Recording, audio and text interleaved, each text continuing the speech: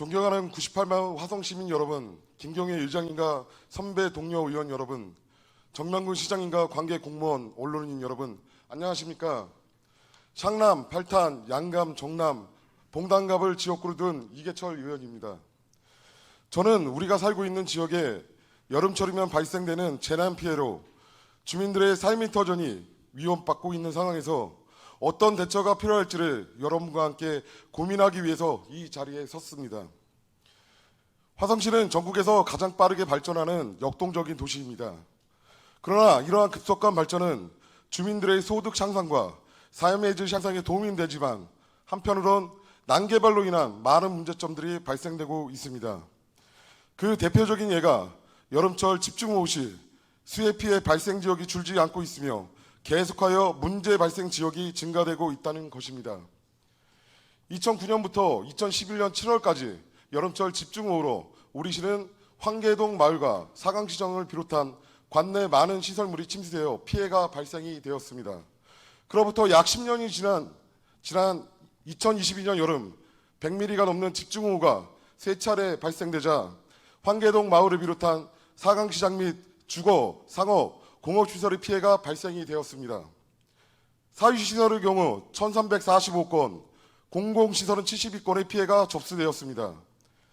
2022년 수해 피해에 관하여 샹남읍을 사례로 말씀드리면 풍무교를 비롯한 두 곳의 지하차도가 100mm 이상의 호우가 내릴 때마다 침수가 되어 교통통제를 하였으며 수년째 이루어지지 않는 남양방조제 준설 사업으로 지리인 발안천과 인접한 소하천들은 토사가 쌓여 범람 위기에 처해 있습니다.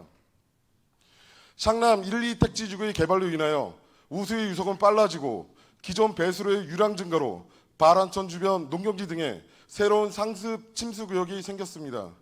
농경지의 침수 문제는 비단 샹남만의 문제는 아닙니다. 하천의 경우 법정하천 정비 현황을 보면 완전 정비 12개소, 부분 정비 137개소, 미정비 4개소로 정비율은 53%에 불과합니다. 정비되지 않은 하천으로 인하여 제방 유실이 다수 발생되고 하천 계획에 맞지 않는 임시적인 현황 복구 개념의 사업 추진으로 소모적인 예산이 집행되고 있습니다. 개발적인 사업의 예를 보면 영농을 위한 송토의 경우 2m 미만의 송토는 개발적인 인하거를 득하지 않고 매립할 수 있다는 규정에 근거하여 계약지역이지 못한 배수로 설치와 송토가 이루어져 기존 괴수로는 바뀌고 마을도로는 물길이 된 지 오래입니다. 이에 대한 문제의식으로 조례 등을 정비하여 송토의 높이를 1m로 제한했지만 이런 문제를 해결하지는 못하였습니다. 인허가를 득하여 소규모 개발 사업을 추진하는 경우도 대다수가 기존 현황 배수로에 연결하는 방식의 사업이 진행되고 있습니다.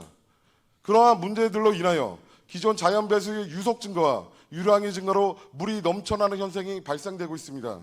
또한 마구자급이 시 부지 조성을 위한 송토 공사로 인하여 옹벽과 사면의 붕괴 위험이 발생되고 있습니다. 이에 따른 원주민들과 사업주 간의 마찰로 인하여 상당한 민원이 제기되고 있습니다. 재난 위험 지역도 마찬가지입니다. 재난 위험 지역으로 지정되어 관리되는 지역도 증가되고 있으며 붕괴 위험 지역에서 거주하고 생활하는 주민과 사업자들은 많은 걱정을 하고 있습니다. 옹벽과 사면의 붕괴는 인명 피해뿐만이 아니라 재산상의 피해를 등 다양한 문제가 발생될 수 있습니다. 현재 우리시 관계부서의 노력으로 긴급복구와 수해복구 계획이 마련되어 상당 부분 복구 공사가 완료된 것으로 알고 있습니다. 그러나 이러한 복구 사업은 근본적인 해결책이 되지 않습니다. 수년째 상습 침수되고 있는 지역을 원점부터 다시 검토하고 지역의 상황을 종합적으로 살펴 현실에 맞는 대책을 세우고 재난의 피해를 최소화하기 위한 노력을 다해야 합니다. 2022년 사유시설의 수해 발생 지역은 현황 복구뿐만 아니라 근본적인 물관리 계획을 검토하여 대안을 강구해야 하며 인허가 부서의 경우 사후 관리를 위한 별도의 인원을 증원하여 민간에서 추진되는 마구잡이식 토목공사에 대한 관리를 시행하고 재난 위험 요인을 줄여나갈 것을 방안 등을 강구해야 된다고 판단이 됩니다. 기상이변에 따른 재난 발생의 위험은 매년 예견되어 있습니다.